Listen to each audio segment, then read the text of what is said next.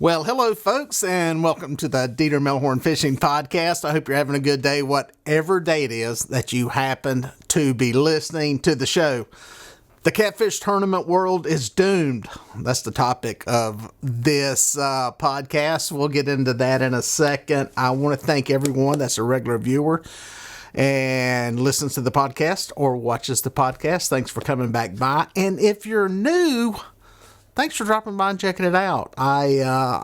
It's a podcast that's on all the podcast platforms, but there's also a video version that's on YouTube. That's becoming a more popular way to consume podcast content. You know, I always get bent on that, it being called a podcast, because that's supposed to be audio, but audio is turned into videos, and now a video podcast is basically a talking head, and that's what you got. So for some, you love it.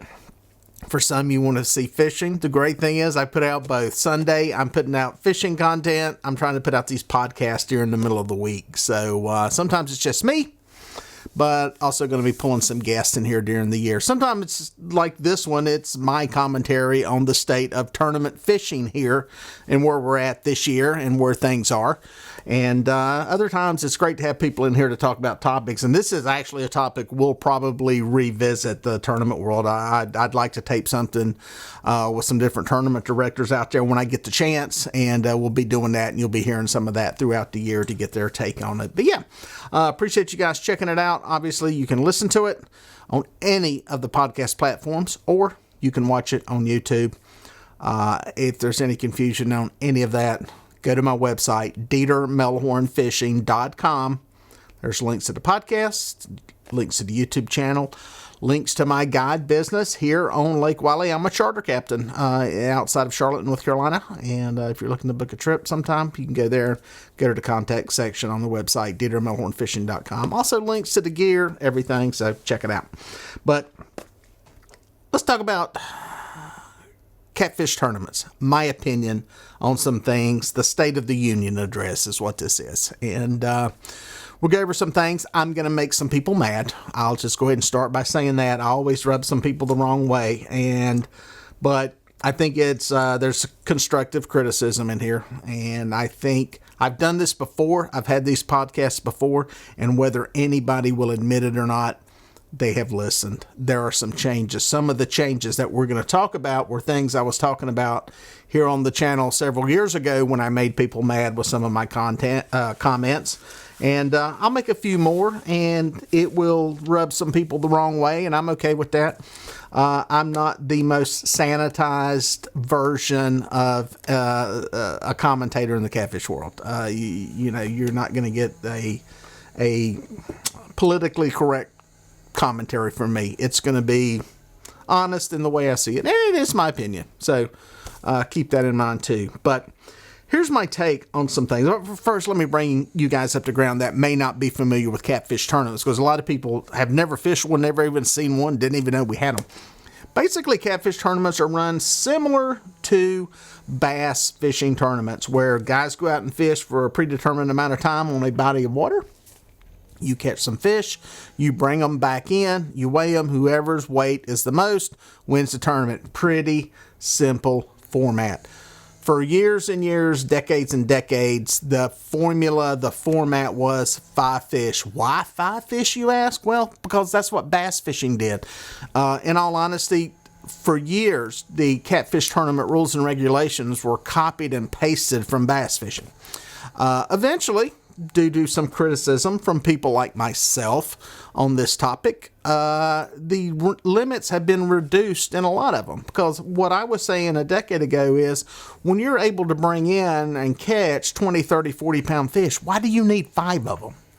And, you know, this went on for a long time. I mean, these are major tournaments around the country that were doing these 5 fish limits, which were ridiculous because the fish are so big, the amount of live well it takes to contain fish this big, and the fact that you're doing harm to the fish by doing that. There is a mortality related to it. So that has changed over the years. Some people are listening. Again, my criticism doesn't always fall on deaf ears. It may fall on ears that don't want to hear it, but some stuff's changed. A lot of these tournaments are down to 2 fish now. Most of them are around 3. Some of them are down to 2. I think that's great. I think that's great progress. I wish to just go to 1 fish. Why not just weigh in 1 fish? I know what the argument's going to be. We'll save that for another day. I'll have that debate with somebody in person. Lyle Stokes, Catfish Weekly. It's me and you, buddy. We're going to go head to head on that one. But that's been the format. Payment in the tournaments. The format has been just like when you go to gamble in a casino or at a poker table. The money comes from everybody that's playing in the game. So it's angler funded. The money you win comes from your buddy you're fishing against. So that was the typical format. And that's kind of what some of these legacy events are still doing. I call legacy events ones like what the ACA has ties to, the American Catfishing Association. They are tied to a lot of these, what I call legacy events that operate under this same format of, everybody pools their money together and you go out and roll the dice, gamble for it, and whoever catches the biggest fish win. The King Cat Series, same thing. It's angler funded, and all the money comes from MRM, all these, that's the model that everybody has used. And to be honest with you, that's the model that will be used moving forward for decades. That will always be around. It's a very simple format. Our local club, the Southeastern Catfish Club here, one of the best run fishing tournament series anywhere. It's the format they use. It's the format they will always use. It is a format that works on a level that is localized, and I'll get into that in a minute. Where the complaint comes in with this legacy format, this antiquated format.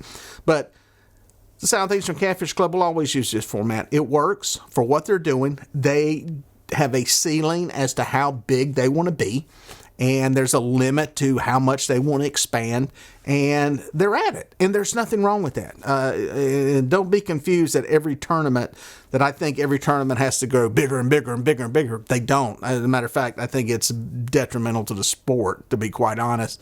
I think it drives the cost of the sport up. So I think these smaller tournament series are actually a good thing, a beneficial thing. I think you have much more potential to learn about catfishing in one of these series than you do with some of the bigger ones. We'll get to that in a minute. But these legacy series, like the King Cat series, MRM, they have evolved too in the number of fish that they're allowed to weigh in, that type thing. So they are evolving. I didn't want to confuse you with saying they're still weighing in 5 fish. As a matter of fact, I don't know any place that weighs in 5 fish anymore. There may be somebody who's doing one because they have channel catfish and they want to see a big, some of this comes down to is they want to see a big number at the weigh-in. They think that means something. This is where you guys in tournaments are wrong. That big number means nothing. It does nothing to bring anybody else in. It does nothing to drive any more revenue for the tournament series. But they think you have to have this big number of, 98 pounds or whatever. It really doesn't matter. But that's where some of this came from. And I think what has led to it hanging around like in the catfish, channel catfish tournaments. You get some rivers, that's all they got. It's channel catfish.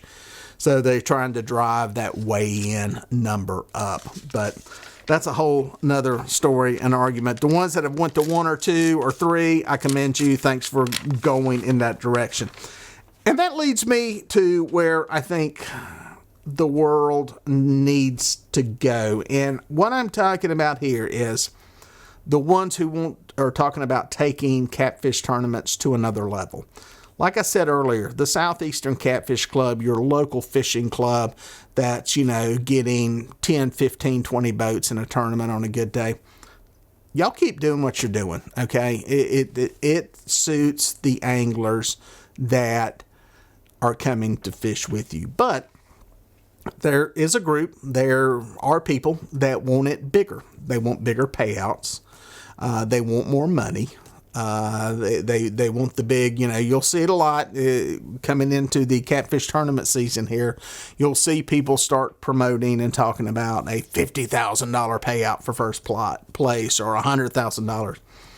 For the most part, the way this has been achieved in the past is either A, jacking up the entry fee costs, because again, the anglers are the ones paying the purse, Or B, you increase the number of boats.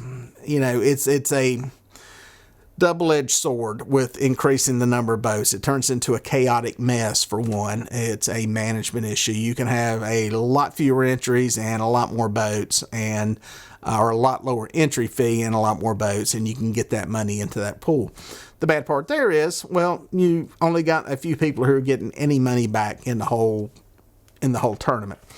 And that is another discussion for another day of why I think there will never be professional catfish tournament anglers, but we'll save that for another world.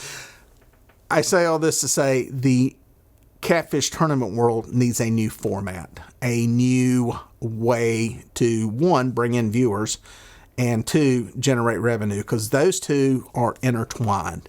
And I think Glenn with the ACA, American Catfishing Association, has touched on that with this new format he came out with late in the year. And I say him because he's the one who's emceeing the whole event, and it's kind of run under the umbrella of the ACA.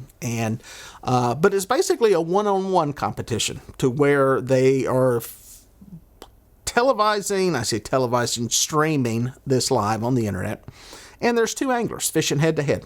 And it's a competition between the two of them. And it's a new way of doing a catfish tournament that, one, makes it interesting for people who are not fishing. Because honestly, that is what has to happen to generate the money to make these things higher paying. We'll get into all that technical stuff in a minute. But the format that they came up with is pretty cool. You're able to tune in, and you got two guys fishing. They're on both sides of the screen. And you can kind of tune in and watch it for a while or leave. The downside to it is it's fishing. Fishing is boring 95% of the time. When you're staring at the back of somebody's head, it's even more boring. And that is the downside to this. But it is a step in a different direction, a new format, something that is utilizing modern technology, the internet, to create some type of content that has some revenue potential. The other downside to it is the guys who are fishing in it, nobody knows who the heck they are. They're just some guys that you guys that tournament fish may know who they are. You may know them from the tournament world, but the general angler doesn't know who the heck these people are. It's one of the downsides to the catfish tournament world and building an identity around that with a tournament brand. Is that there's no big name. There's no Kevin Van Dam like there is in bass fishing. There's no Mike Iaconelli. There's no LeBron James like there is in the NBA. And I'm not saying that, we're ever going to have a LeBron James in the catfish world, but to have somebody that at least has a little notoriety to the bigger catfishing community would help a lot. And we don't have that. That's one of the things I think that's going to hinder stuff moving forward. I said that, I jokingly titled this thing, The Catfish Tournament World is Doomed. And the entire tournament world is not, but there are some things that are greatly limiting just how far it can go and how far it can grow. And I'm going to be honest with you, I don't know that that's totally a bad thing. I don't know that we need tremendous, outrageous growth and bigger tournaments and bigger payout. And there's a lot of reasons for that we'll go into. But yeah, it's this new format they've come out with, I think is good. And I think it has much more potential for sponsors. There's a lot of kinks to work out in the system. Again, trying to create something that is entertaining for people to watch. And you need something with some drama, to be perfectly honest. Let's face it. Brian St. Ama and Joe Schmo, whoever, fishing against each other, some of you are going to know who those guys are and may tune in and watch it. If I am fishing against Catfish Dave in a tournament, I guarantee you that 90% of the people watching this video are going to know who that other person is that I'm fishing against. It has a bigger draw. It has more potential, has more reach. It has potential for drama. That's the kind of stuff they need to be looking at to get people pulled in that are not in the tournament world. That is where the money is. There's a finite amount of tournament anglers out there, maybe 4,000 nationwide that fish in catfish tournaments. That's not a lot of people. That's not a lot of people to entertain. It's not a lot of people to bring in. So you got a very small audience.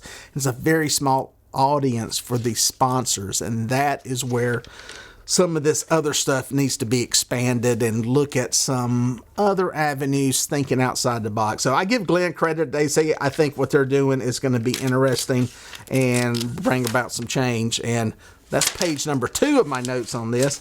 I think the King Cat guys are also knocking on the door of doing some stuff differently. King Cat is not the old Cabela's King Cat that it used to be. King Cat is totally owned and run by different people now that are forward-thinking, progressive in what they're doing, looking at different options, looking at different ways to make this entertaining, and looking at ways to bring in viewers that are not tournament anglers. And I think it'll be interesting. I think they probably have the most traction and are probably the one to watch moving forward. I think they're the one who are going to come up with something new and come up with something creative. And you know, it's tough. It's a tough battle to fight. I give them, any of these guys running these tournaments, a lot of credit for what they're doing, because you have to stay committed to it to stay on top of it. It's hard enough running a small local tournament that you put on, but trying to create something and taking it to the next level is gonna take some work, especially trying to create something that people will watch online and on the internet and will stream and want to tune in for. That's a big thing, is that when you're creating something online, you got to have people wanting to watch it. It's just like, you know, the college national championships or the Super Bowl. You want them to go, oh God, that's coming on Saturday. I want to tune in for that. I think the old days of streaming the weigh-in I think they're gone. They get limited views on these things, and it's very it's boring. I mean, it's what it comes down to. It's very slow. It does not progress fast enough. You got to keep the stuff changing and evolving. Again, for some people, they'll sit around and watch it. They'll listen to it, let it play in the background. But you know, to create something that has a platform for sponsors to put their advertising, their products, and their brand in front of people, they're going to have to come up with some different stuff. So I don't think all seriousness, I don't think the tournament world is doomed. I think it is severely limited right now, and I think it's going to be that way for a couple years. I do think there is potential. The biggest battle I see happening or taking place, or the biggest struggle, the biggest hill, the biggest thing to get past, is getting you, the viewer, to embrace it and consume it. That's going to be the challenge. I think in the process, you will lose a lot of the tournament anglers that we traditionally have, because nobody likes change, and people get, and you know, they're just embedded into their ways of doing things. And guys that are used to catching 1, 2, 3, 4, 5 fish and throwing them in a great old big live well and carrying them to a weigh-in and dragging them in totes and weighing them in, they're not going to like it when they're fishing 101, or they only get one fish to weigh in, or they only get 2 hours in one part of the lake and have to move to another part where they hadn't fished. All that stuff that is entertaining to the viewer it's changed for the angler. You know, one of the things I've said is, like, let's show up at a tournament and let's tell them what the rules are going to be for that tournament. You got a boat full of beautiful Hellcat rods. Well, guess what? Pick out one of them. Pick out one rod. That's the rod you're going to fish with today. All of a sudden, you guys at home are going, holy cow, this is going to be entertaining. I want to see how they overcome that. You know, you show up at the next tournament, and what's going to be the change today. You know, you got that brand new Humminbird sonar unit, or Lowrance, or we're taking it off the boat. You're fishing blind. Wow, all of a sudden, people are like tuning in, going, your bank guys are like, I ain't got no sonar. Let's see if they can catch fish as good as I can over here without it. That's the kind of stuff that will make it entertaining and will drive views Views drive advertisers. Advertisers bring in money to take this stuff to another level to where you can get these payouts without the anglers having to fund it. I mean, like I said before, the tournament world's a poker game. It's gambling. It's like playing poker. You show up, you put your money in, that's your bet that you're going to get some back, and you go do it. Wouldn't it be nice if you could come in there and make some money off the advertisers, the streaming potential of this stuff? I think that's the mountain that I don't know if they're going to climb. That is where I think they're doomed. I don't see that happening anytime soon. I hope it does, man. I think it'd be cool. I think it'd be cool to see that kind of stuff happen. That's where the real potential is. But that's even hard for the bass fishing world to do. They've done it. They've done it with their whole series. You know, there's millions and millions of dollars brought in through the streaming television in that world. I think there's a lot to overcome in the catfish world for that to happen. So I don't think it's doomed. I just think it's at a plateau. And there's always potential, but I think it's a long, long way down the road before we see any of that stuff happening. And you know, it may not be a bad thing, to be perfectly honest. All of this stuff that we're talking about, if it happens, if it was to happen, would drive the cost up to fish and to compete. And that's not always a good thing. So anytime you start bringing too much money into it, you got to be very careful how you proceed. And you got to be very careful about and have good structures in place to protect the resource in the process. So that is my take on the state of the union of the catfish tournament world. Like I said, probably rubbed some people wrong in some of that. I don't think it was too bad, though. I think it's all constructive.